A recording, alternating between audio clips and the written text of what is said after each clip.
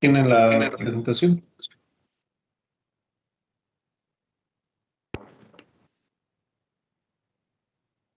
Sí, profe, ya se ve. Sí. Ok, muy bien. Bueno, pues nos quedamos en la parte de energía de activación en una reacción. Mencionamos que de acuerdo al avance de la reacción podemos tener dos situaciones y todo desde el punto de vista energético.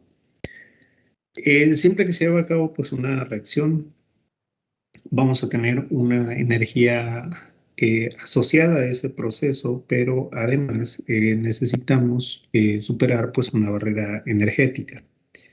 Y esto generalmente en todos los procesos, hablándose de difusión, hablándose de bueno, movimiento atómico, hablándose de la generación de una reacción, de catálisis, etcétera.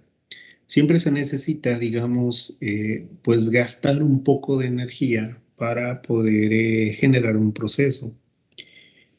En este caso, tenemos dos condiciones. Tenemos una condición, la número uno, donde, pues en un eje, en una gráfica donde tenemos energía potencial, es su índice P, y en X tenemos el avance de la reacción.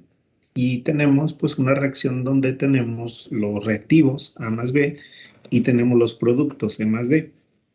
Ahora, cada uno de estos, tanto los reactivos como los productos, pues tienen diferente valor de energía, tienen diferente valor energético. Los reactivos A más B, en el caso 1, tienen una mayor energía que una vez que se generan o reaccionan para formar los productos C y D. Se menciona ahí en amarillo, pues bueno, se requiere una mínima energía para llevar a cabo el proceso de reacción. Y tenemos una reacción exotérmica.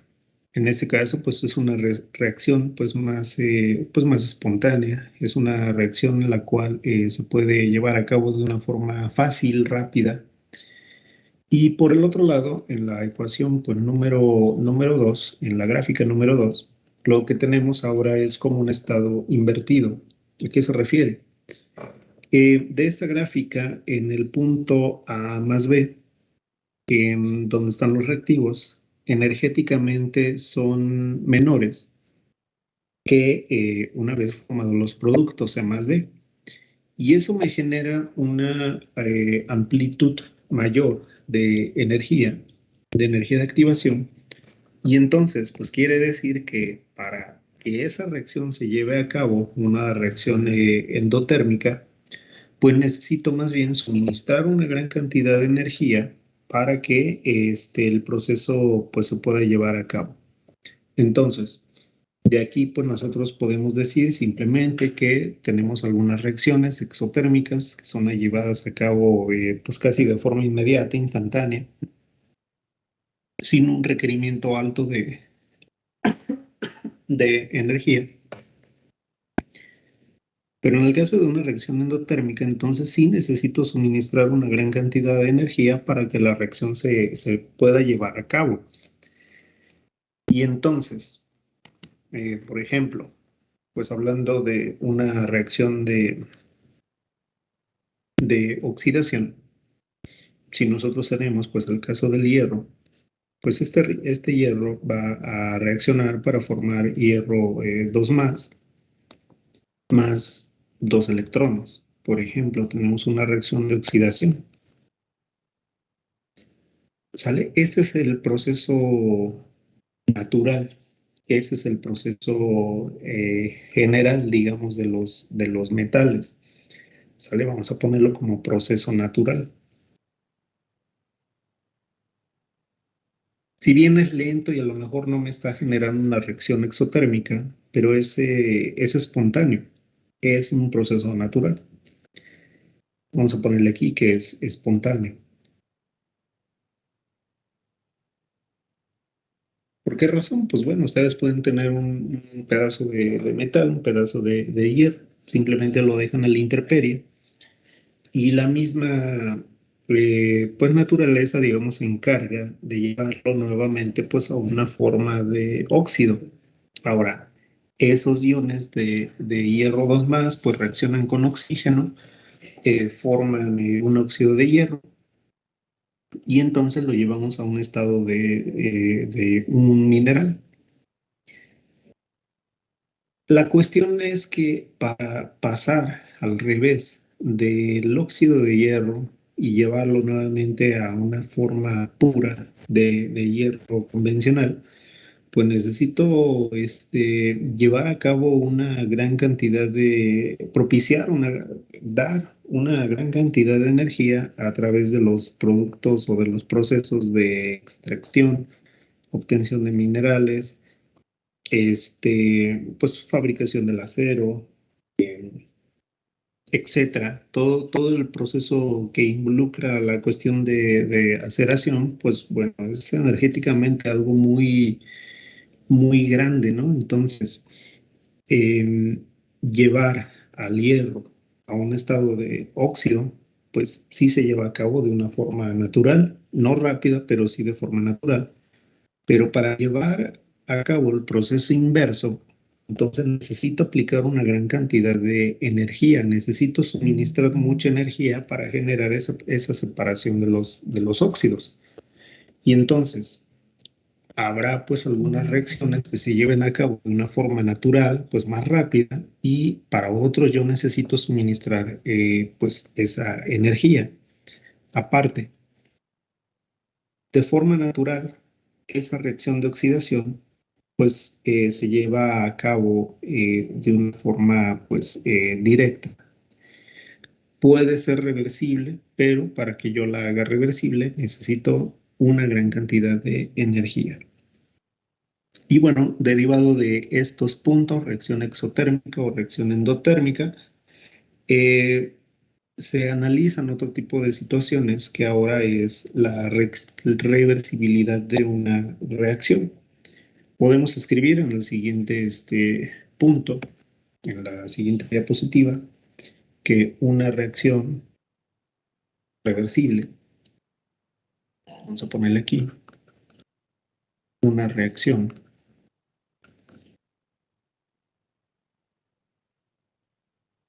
reacción reversible, es una reacción química que ocurre prácticamente en un solo sentido. Es una reacción química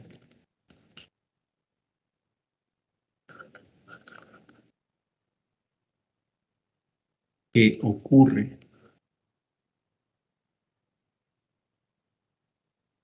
en un solo sentido.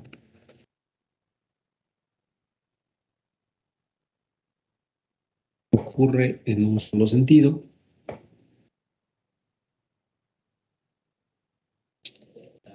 Y por otro lado, podemos tener el concepto de una reacción reversible.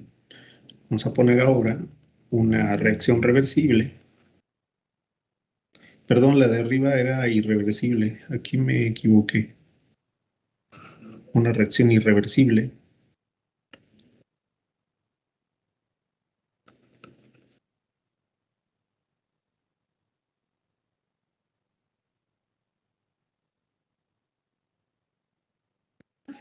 Una reacción irreversible es una reacción química que ocurre en un solo sentido. Y en el caso de una reacción reversible,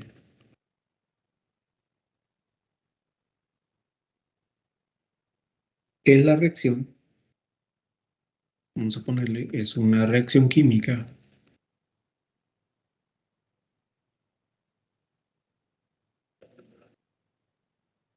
en la cual los productos de la reacción pueden volver a combinarse para producir los reactivos, en la cual los productos de la reacción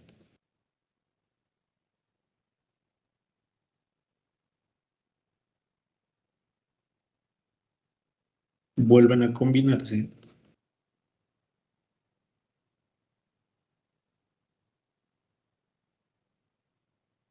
para generar los reactivos.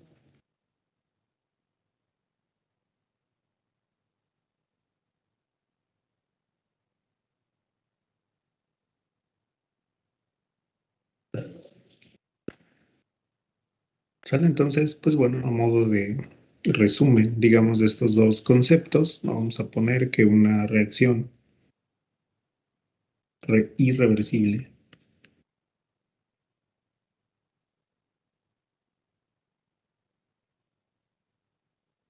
pues vamos a ponerle que es en un solo sentido.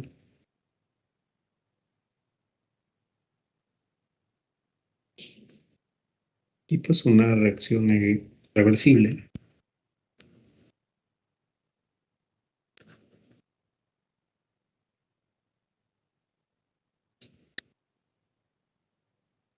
puede ocurrir en ambos sentidos.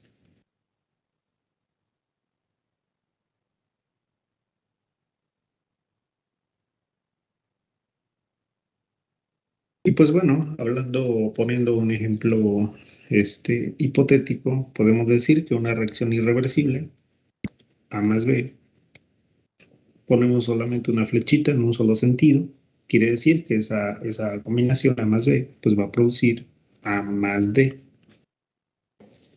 ¿sale? Quiere decir que la reacción va de sentido de izquierda a derecha. Yo puedo tener esos dos reactivos y voy a producir C y D. Pero por otro lado, pues una reacción reversible puedo representarla como A más B, flechita hacia la derecha, flechita hacia la izquierda, y puedo poner pues ahora C más D. ¿A qué se refiere? Que fácilmente estando en un estado donde ya tengo los productos, esos productos nuevamente pueden reaccionar o se pueden descomponer para formar nuevamente los reactivos A y B.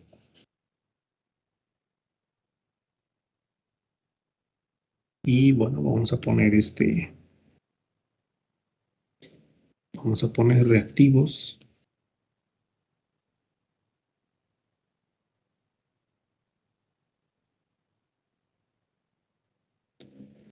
productos. Tenemos abajo también reactivos, tenemos productos.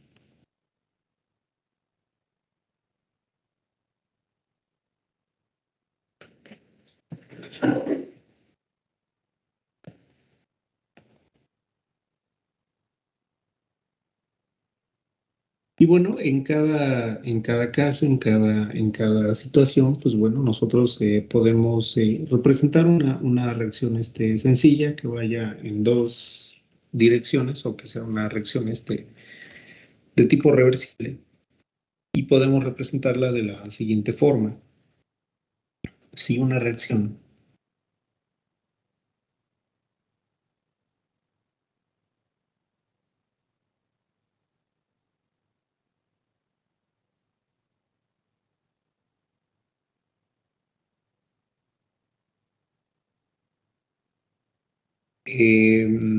vamos a poner si una reacción A que forma B de primer orden en las dos direcciones, vamos a poner de primer orden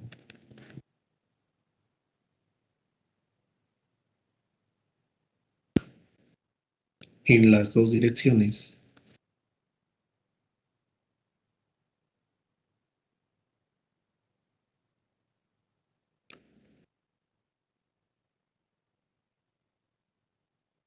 directa e inversa,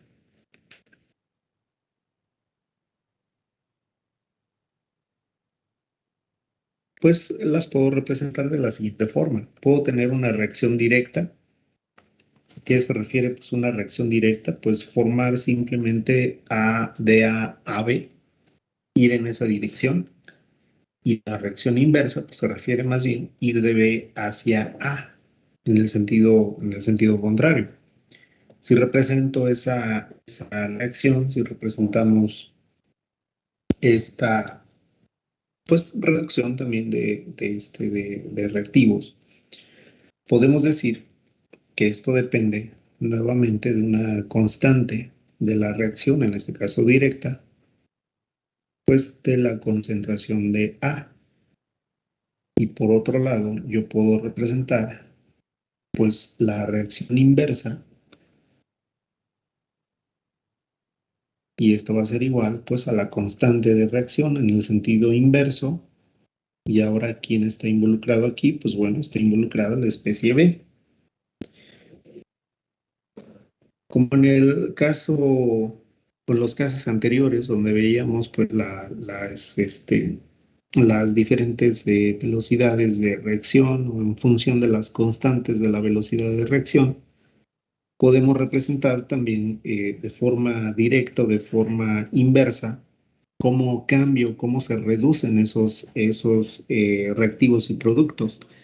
Aquí estamos asumiendo que A pues es el reactivo, B es el producto en el sentido de izquierda a derecha, pero cuando tenemos un sentido inverso, pues digamos cambia la dirección obviamente, pero B sería pues ahora el reactivo en cuestión y a lo mejor A pues se vuelve el producto.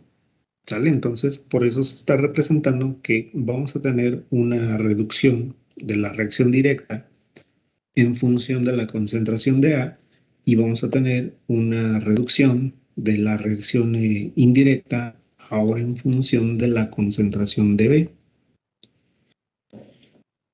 Y bueno, se puede representar pues al final también un modelo que me involucre esta reacción, un modelo global, digamos, donde me involucre esta reacción en ambos sentidos. Y bueno, vamos a representar cómo cambia la concentración de A respecto del tiempo. Me dicen si podemos cambiar.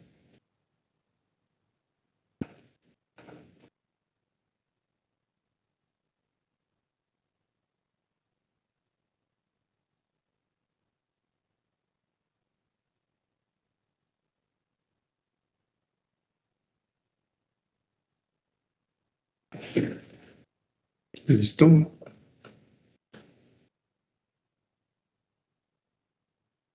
Bien, pues vamos a escribir lo siguiente. Si queremos representar pues la diferencial de A con respecto del tiempo, pues esto va a ser igual a K, la constante de la reacción en sentido directo, donde está involucrado el cambio de concentración de A, menos la constante de reacción en el sentido inverso, donde ahora vamos a representar pues el cambio de concentración de la especie B. Y tenemos entonces pues ahora una ecuación que también me va a indicar cómo va a cambiar esa concentración de A con relación al tiempo. Todo lo podemos representar pues en función de una u otra variable. ¿De cuáles? Pues de las concentraciones de A o de B. Este modelo, donde pues al final me va a involucrar estas dos concentraciones, pues al final hay una solución que me va a representar pues la siguiente condición. Puedo representar B, el cambio de la concentración de B en términos de A, y al final, a la solución, también análisis pues un poco más complejo, digamos, que los sistemas pues más sencillos que hemos analizado. Al final, pues esta ecuación o esta relación se obtiene el logaritmo natural de la concentración de A menos de la concentración de A en condición de equilibrio dividido entre la concentración de A inicial, su condición inicial, menos el cambio de concentración de A nuevamente en su condición de equilibrio. Y bueno, el logaritmo natural involucra todo esto y esto va a ser igual a menos K de la reacción total por el tiempo. tenemos pues ahora un comportamiento logarítmico.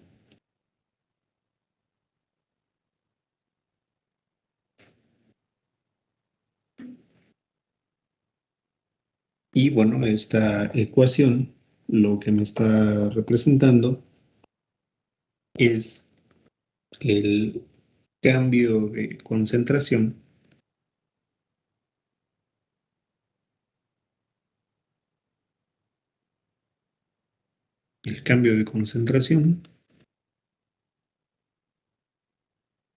de la especie A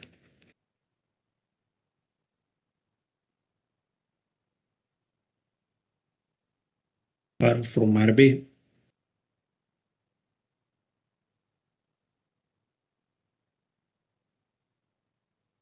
Y analiza el sentido inverso de la reacción.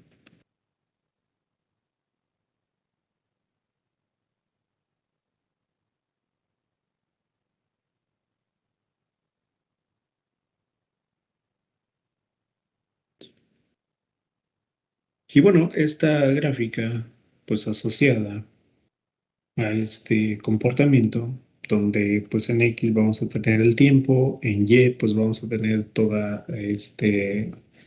bueno, vamos a tener simplemente el logaritmo natural de A, porque de esta ecuación pues necesitaríamos separar esos logaritmos, necesitaríamos separar las variables. Pero bueno, como la ecuación me está indicando pues una escala logarítmica de A, pues bueno, tendríamos una función, pues también me representa una función lineal, donde en este caso pues vamos a tener representado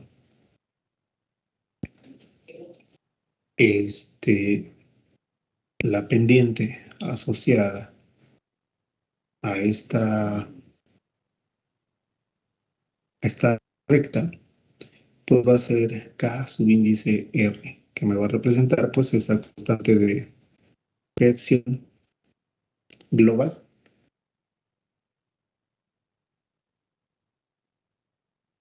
¿Sale? Es una línea recta, tiene una pendiente negativa. ¿Sale? Se indica el cambio de concentración con relación al tiempo para una ecuación que puede ser inversa también.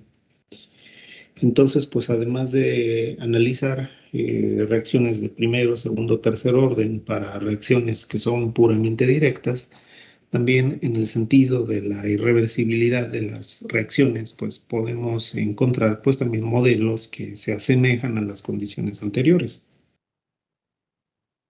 Y todo esto pues sirve para ir analizando pues a final de cuentas diferentes mecanismos de reacción. Si las reacciones pueden ser reversibles o pueden ser irreversibles. Nuevamente depende mucho del tema energético, depende mucho de la cuestión.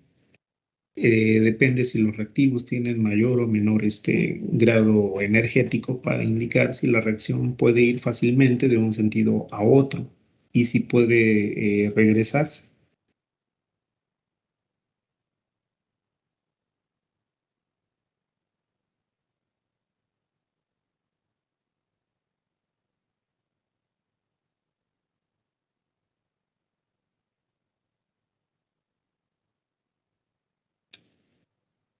Bien, todas las reacciones, pues a final de cuentas, los vemos desde un punto de vista macroscópico, en el sentido o matemático, si lo quieren ver de esa forma. Pero pues a final de cuentas me voy a involucrar un proceso que está generado pues a nivel atómico y está generado pues a nivel molecular. Y todas las moléculas, todos los átomos absolutamente tienen una energía interna, tienen una energía asociada que nosotros podemos medir con la temperatura. La temperatura es una medición de esa energía interna. Cuando hay una mayor temperatura, pues quiere decir que vamos a tener un sistema con mayor energía, un sistema de baja temperatura, pues quiere decir que vamos a tener pues una temperatura, una energía menor. Y entonces resulta que, pues bueno, ¿por qué cuando calientan agua o calientan gas, por qué tiende a cambiar las condiciones de viscosidad o de presión? Porque al final de cuentas, todo ese sistema, todas esas moléculas, se les está brindando pues una alta energía. Y hablando en el caso de los átomos o moléculas, pues estas van a empezar a vibrar.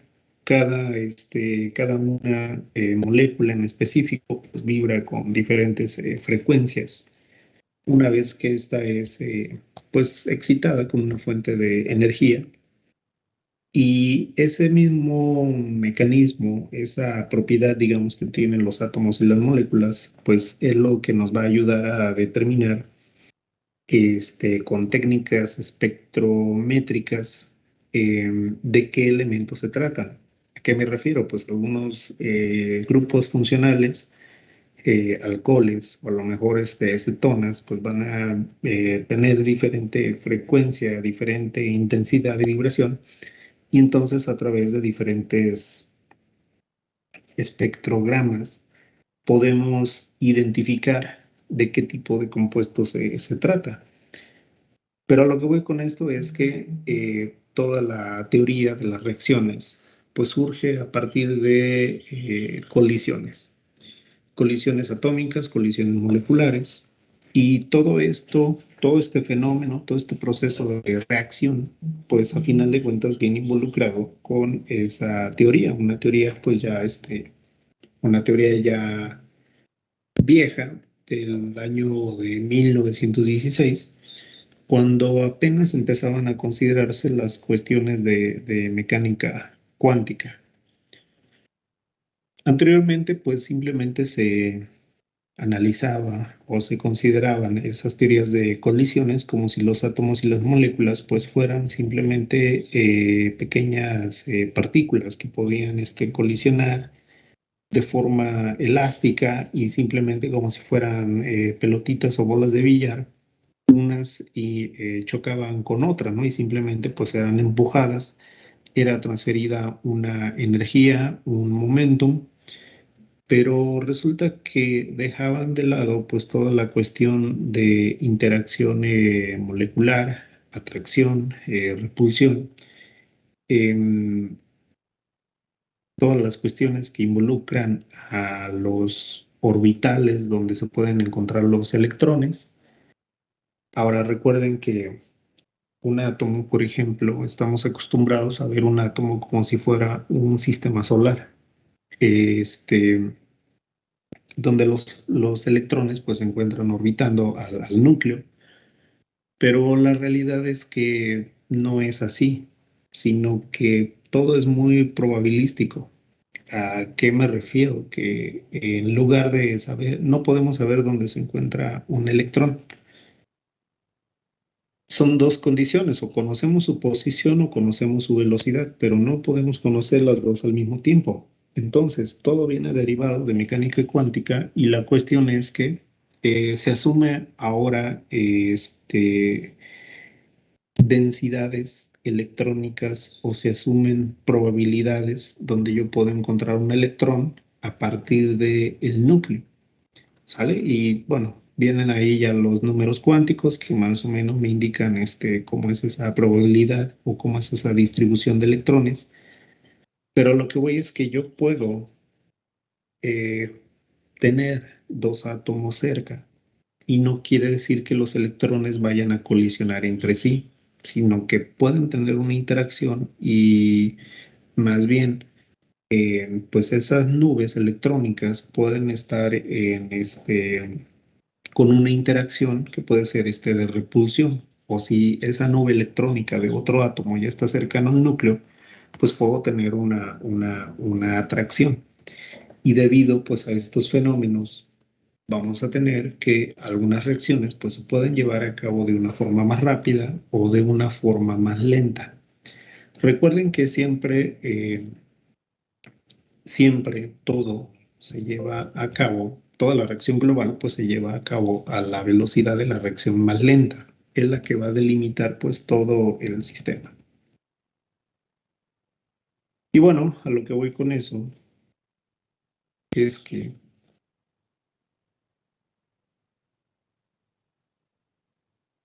pues existe una teoría de colisiones, que es la que vamos a escribir acá.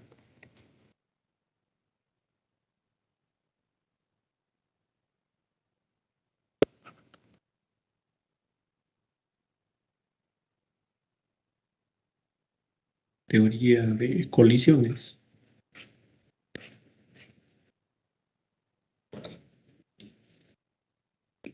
Y esa teoría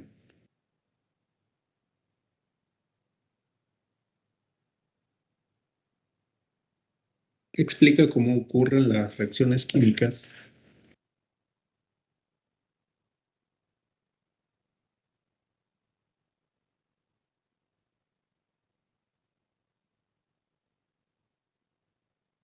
explica cómo ocurren las reacciones químicas y las velocidades de reacción.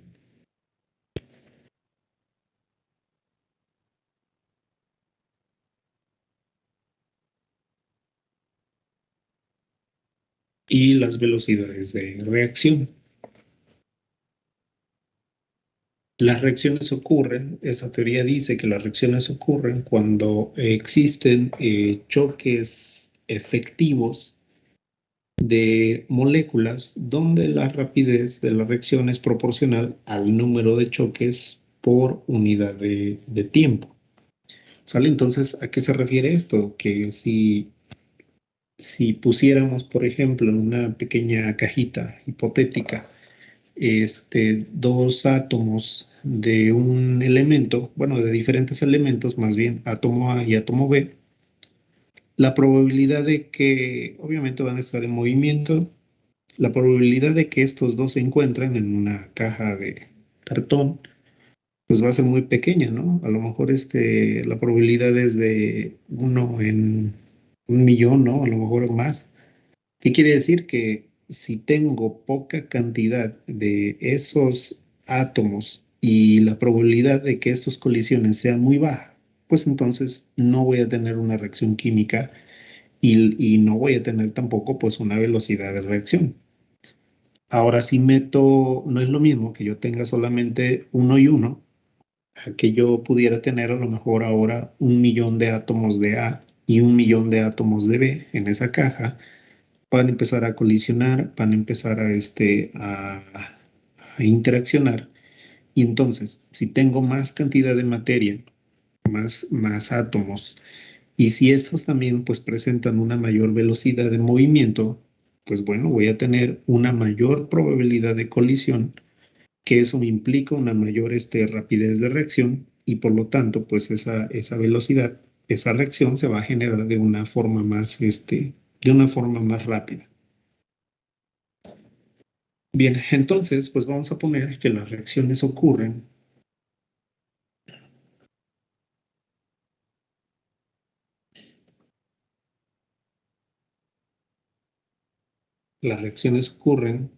cuando hay choques efectivos entre las moléculas.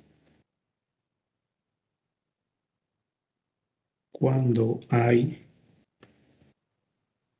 choques efectivos entre las moléculas.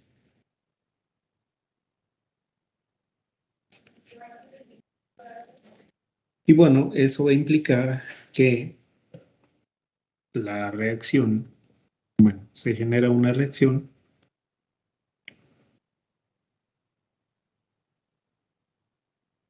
que es proporcional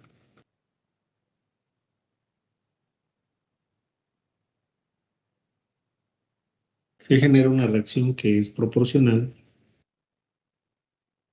al número de choques por unidad de tiempo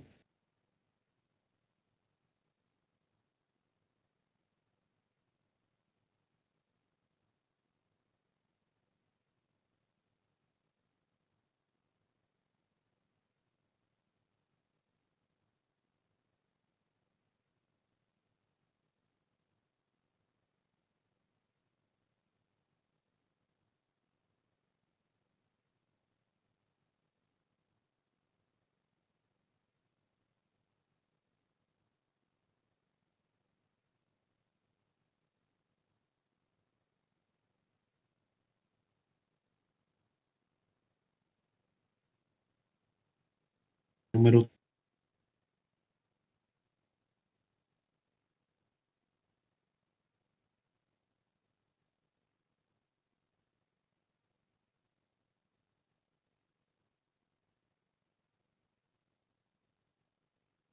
por el número total de choques efectivos.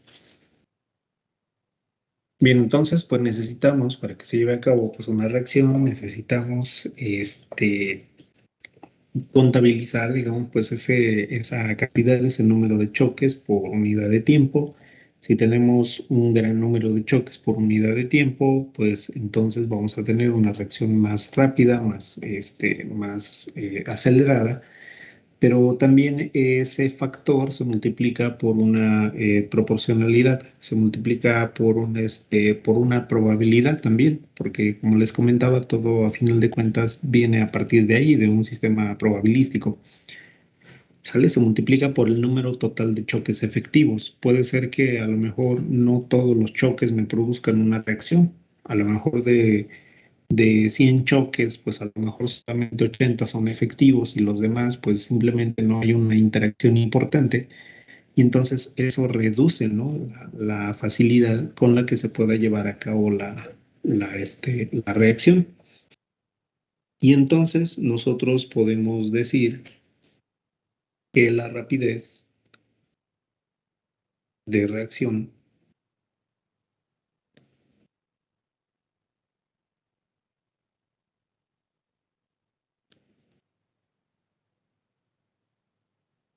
es proporcional a lo siguiente, pues el número de choques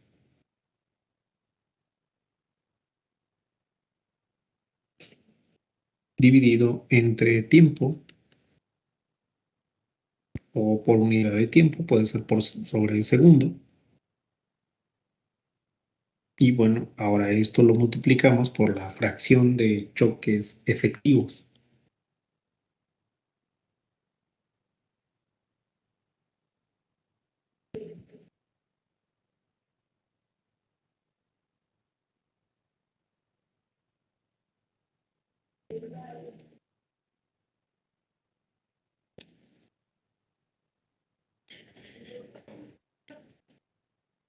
Y bueno, todo tiene que ver, ya para finalizar, con energías cinéticas, energías potenciales, porque al final de cuentas, si bien se trata de estas probabilidades, pues no debemos también dejar de lado la naturaleza de partícula, ¿no? Que puede conformar pues una molécula. Entonces, estas pues también van a tener una energía potencial, una energía cinética y que esa pues es transferida pues a las demás moléculas durante una colisión. Bueno, ¿alguna duda, pregunta, jóvenes?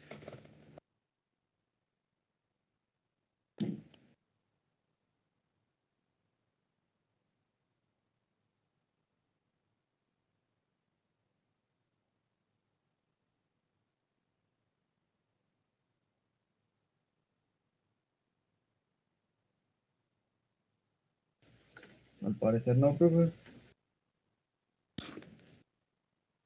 Okay, bien. Si no tienen dudas, preguntas, aquí le vamos a dejar.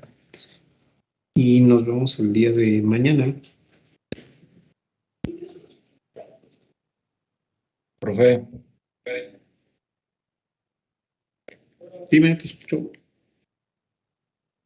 nada más quería preguntarles, ¿tiene 2 minutos ahorita que salgan mis compañeros? Sí, está bien. Buenas tardes, doctor. ¿Qué tal? Buenas tardes. ¿Qué pendientes me tiene con usted que quedó de mandarme información? Se me pasó, estuve con lo del examen de egreso y me puse a capturarlo y se me fue. Pero le paso ahorita los archivos. Los archivos, se los mando. le hablé el viernes con Francisco, le estaba preguntando pues que si ya sabía algo de información y me dijo que todavía no había sido solicitada.